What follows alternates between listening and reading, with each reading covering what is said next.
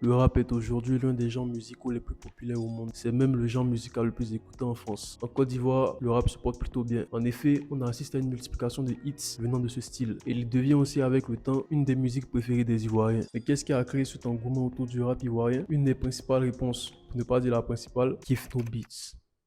Salut à toi, je suis Lick Mama et aujourd'hui, je vais revenir sur 4 moments forts de la carrière de Kif No Beat qui, selon moi, sont des game changers dans la musique ivoirienne. Pas le même génie, pas le même flow. Wow.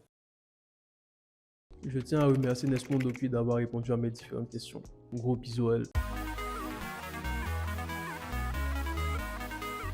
Pour commencer, revenons 10 ans en arrière.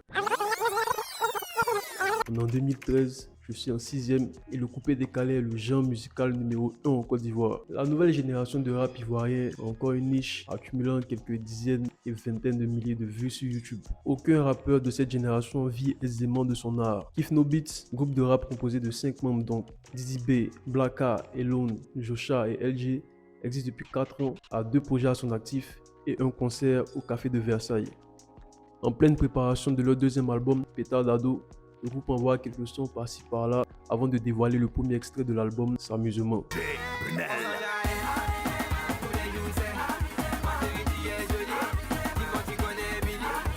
C'est une chanson en sonorité coupée décalée mélangée à du rap. C'est leur stratégie pour se faire connaître du grand public. Et de ce fait, ils ont longtemps été critiqués par les puristes qui dénonçaient le fait d'avoir travesti leur musique pour pouvoir plaire. En plus, ils faisaient pas que chanter sur du coupé décalé, hein. Ils faisaient même des chorégraphies.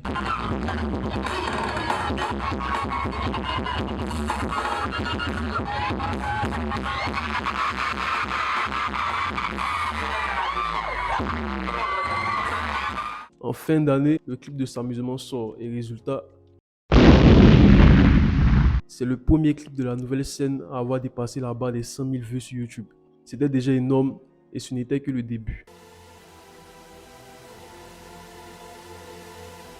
En 2014, il continue à publier des extraits de l'album dont la date de sortie est le 29 mars de cette année. 2 semaines avant cette date, ils offrent le titre Tu es dans pain à leur fanbase afin de patienter avant la sortie de l'album.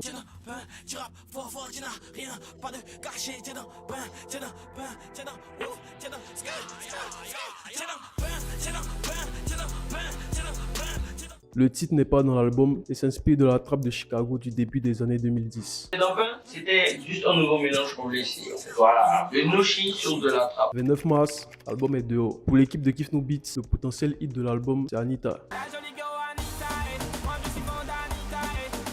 Mais vu le petit buzz de Tu es dans pain, ils décident de le clipper sans s'attendre à un gros succès. Et c'est d'ailleurs un de leurs clips réalisés avec le moins de budget de toute leur carrière, avec une caméra et un réflecteur. Pour les scènes de grue, le réalisateur Bou Ivan est même monté sur un panier de basket. Pour l'espèce de plan où il tourne autour du cercle, le réalisateur était à l'intérieur d'une voiture, tournait autour du cercle. Mais le 16 mai 2014, lorsque le clip est mis en ligne, c'est un raz-de-marée. Ce clip leur permet de se faire connaître internationalement. Grâce à ce titre, ils passent pour la première fois sur des chaînes européennes qui sont repostés par des rappeurs français comme Ateyaba, Dinos, Olkenry et Alonso qui dédiera même un remix à ce titre. 17 mois plus tard, le clip dépasse la barre des 1 million de vues sur YouTube.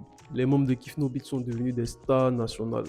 Ils sont imités à l'émission Ozo Vacances et collaborent avec la marque de vêtements Houdin. La minute anecdote. Le clip de Serafama Mason a été tourné mais n'est jamais sorti parce que le résultat n'était pas satisfaisant pour l'équipe. Le clip de On est saoulé était prévu mais a coïncidé avec les problèmes avec la maison de production. Si le contenu de la vidéo te plaît, n'hésite pas à partager et à t'abonner, ça m'aide beaucoup dans le développement de la chaîne. Après avoir été révélé au monde en 2014, ceux qu'on surnomme les 5 loups se doivent de confirmer l'année suivante. Ça sera d'ailleurs une année de défi puisqu'ils sont désormais indépendants et sans maison de production. Comme Nesmond Doki l'a mentionné, quand tu n'as pas l'argent, faut être intelligent. Et ils enchaînent début 2015 en reprenant la recette de Tu es dans pain, concocter le titre, ça gâte que.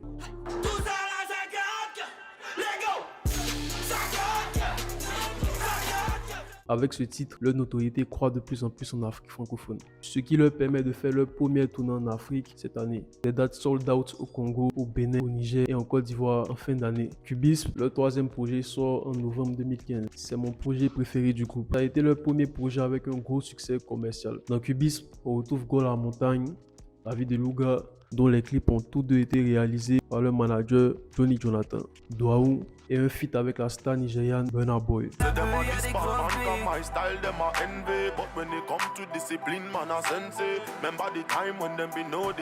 Ils obtiennent leur première nomination aux Afrima 2015 dans la catégorie du meilleur artiste ou groupe de hip-hop africain.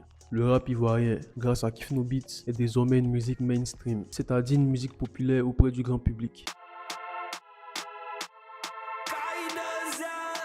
Bon, dans cette dernière partie, je reviens sur les différents concerts et tournées de Kifno Beats. Laisse-moi prendre ma liste.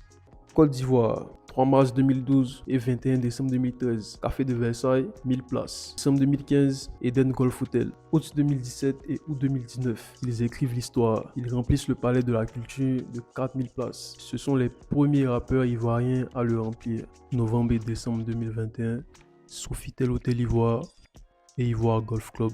Afrique. Tournée en 2015, tournée en 2017. Europe, 2017. Sur les artistes ivoiriens à avoir performé au Vivendi Talents à l'Olympiade Paris. 2020, programmé à plus de 5 festivals européens, mais annulé à cause du Covid-19.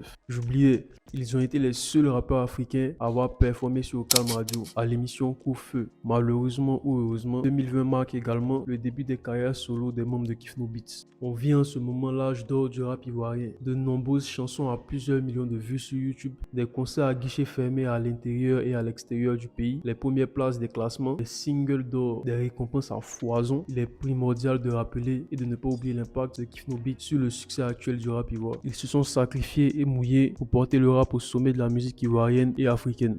Donc s'il vous plaît, mettez du respect sur le nom de ces légendes du rap africain. Kifno Beats. J'espère que la vidéo t'a plu et que tu as appris de nouvelles choses. Suis-moi sur mes réseaux et on se prend pour une prochaine vidéo, Inch'Allah. Ciao.